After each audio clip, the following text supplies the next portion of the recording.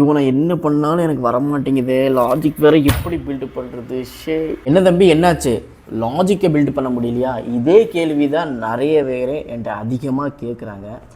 ஆக்சுவலாக என்ன ப்ராப்ளம்னா லாட் ஆஃப் ப்ராக்டிஸ் கிடையாது. அதுவும் முக்கியமாக ப்ராப்ளம் சால்விங்கில் ப்ராக்டிஸே கிடையாது. எல்லாம் இப்போ ஃபாஸ்ட்டாக மூவ் ஆன் ஆகிட்டு இருக்காங்களா, ஜாவா ஸ்கிரிப்டை 2 ஹவர்ஸில் படிச்சிடலாம், பைத்தானை 3 ஹவர்ஸில் படிச்சிடலாம் அப்படின்னு தான் போயிட்டுருக்காங்க.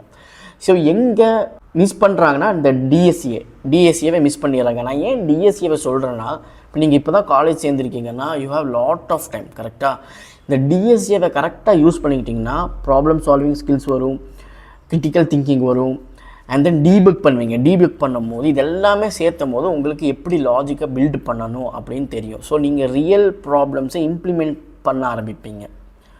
ஸோ அப்போ தான் உங்களுக்கு வரும். முக்கியமாக லாட் ஆஃப் ப்ராக்டிஸ் கண்டிப்பாக வேணும். எல்லாத்துலேயுமே அவசரப்பட்டிங்கன்னா, நான் 2 ஹவர்ஸில் ஜாவா ஸ்கிரிப்டை படித்து முடிச்சுட்டேன், எனக்கு இப்போ ஜாவா ஸ்கிரிப்ட் தெரியும்னா, ஜாவா ஸ்கிரிப்டில் கான்செப்ட்ஸ் தெரியும், லாஜிக் பில்டு பண்ண தெரியாது. அதுக்கு ப்ராக்டிஸ் தான் வேணும்.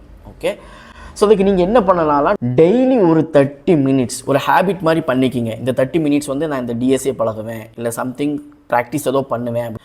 அதுக்கப்புறமா இப்போ ஃபார் எக்ஸாம்பிள் எனக்கு தனியாக பழகிறதுக்கு ரொம்ப கஷ்டமாக இருக்குன்னா, கூட ஒரு கோடிங் பார்ட்னர் மாதிரி யாரையாச்சும் ஒருத்தங்க சேர்த்திக்கிங்க. உங்கள் ஃப்ரெண்டையோ இல்லை காலேஜ் மீட்டையோ யாரையோ ஒருத்தங்க சேர்த்தி 2 பேர் சேர்ந்து பழகுங்க. அப்போ இன்னும் நல்லாவே பழகலாம். இந்த வீடியோவை உங்கள் கோடிங் பார்ட்னருக்கு ஷேர் பண்ணி விட்டுருங்க. உடனே நெக்ஸ்ட் வீடியோ சந்திக்கிறேன். பாய்.